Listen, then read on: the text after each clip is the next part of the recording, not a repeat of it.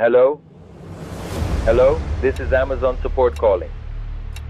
I am calling to tell you that your account has been compromised.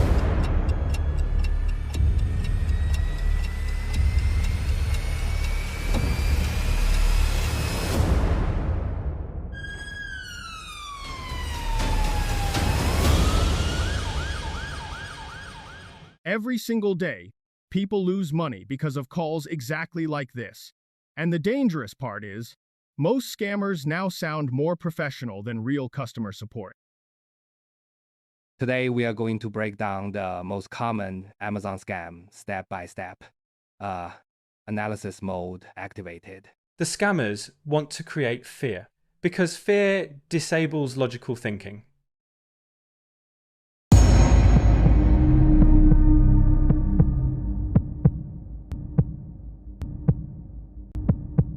Most victims react emotionally within seconds, and that is exactly what the scammers exploit. Amazon will never pressure you to act immediately over the phone. This is where social engineering begins. The scammers sound calm, professional, helpful, that is intentional. They want to build trust before they take control. We are now transferring you to the security department. We are now transferring you to the security department. Many victims believe a real scammer would sound aggressive, but modern scam call centers operate just like real support centers. And now comes the most dangerous part. Please turn on your computer and install AnyDesk. Warning. No real Amazon employee will ever ask for remote access. Not through AnyDesk, not through TeamViewer, not through any app. This is where the normal phone call ends, and where the real attack begins. The moment you allow remote access, scammers can see your banking information, steal password, manipulate accounts, observe security codes. Many victims don't realize what happened until hours later. Not through AnyDesk, not through TeamViewer, not through any app. The perpetrators forge or fake a higher refund than the previously stated withdrawal.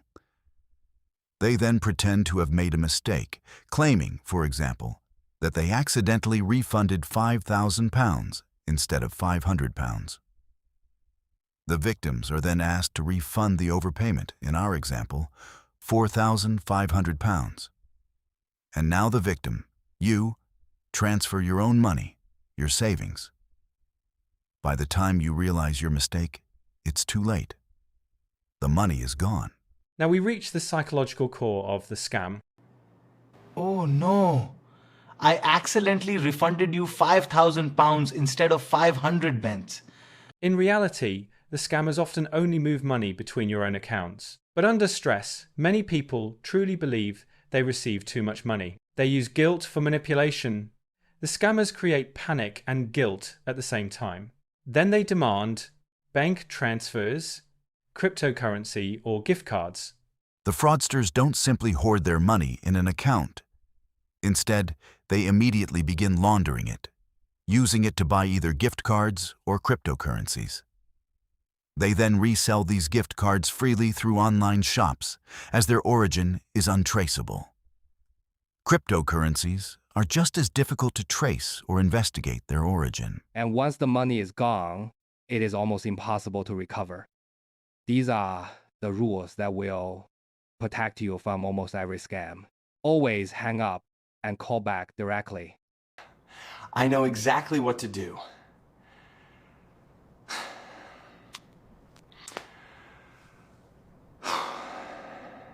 The most important rule: if someone is trying to control your emotions, they are usually trying to take your money too.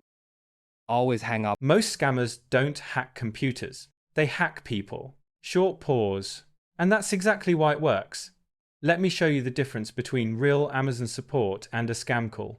Real Amazon will never call you about suspicious orders, sends email and app notifications instead, never asks for payment over the phone, never requests remote access, never uses pressure tactics. Scam Amazon.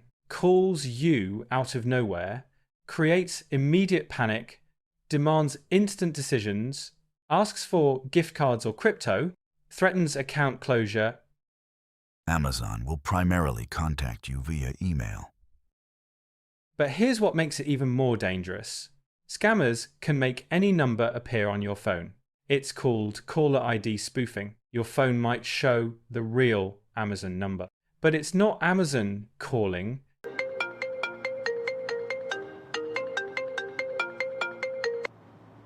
Hello, sir. This is Amazon Security speaking. That's why you should never trust the number on your screen.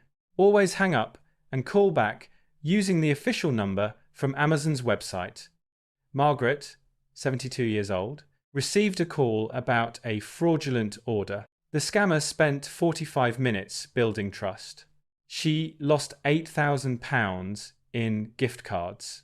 She only realized it was a scam when the store clerk asked why she needed so many cards, and if she was checking her bank account, she saw the misery. Okay, sir.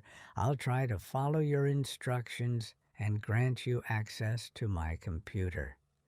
Thankfully, you're helping me. Thank you. Oh no, what happened with my money? David, Trentaquattro, IT consultant. He knew about scams, but the call came during a stressful work meeting. He gave remote access for just 3 minutes. That was enough. £12,000 transferred to cryptocurrency wallets before he could react. Oh, thank you for saving me from a financial loss. So what should I do now? Okay, sir, I will grant you access to my computer. What this? Who is my money? Sarah, 45 years old, lost £5,000 to an Amazon scam. 2 weeks later, she received another call, this time claiming to be a recovery service. They promised to get her money back. For a fee of $2,000 up front, it was the same scammers. Madam, I am from Amazon Recovery Services and I am calling you to bring back your lost money. This is important. Once you're on a victim list, scammers will target you again. They know you fell for it once. They know you're vulnerable. And they know you want your money back. These are the rules that will protect you from almost every scam. 1. Never allow remote access. 2. Never make decisions under pressure. 3. Never use gift cards as payment. 4. Always look up the official number yourself. 5. Always hang up and call back directly. Most important rule. If someone is trying to control your emotions, they are usually trying to take your money too. Most scammers don't hack computers. They hack people. Hi, this man Whitcomb. Don't miss my next episode. Tune in again next week for Fraud Hunter Zero Signal. Your D.I. John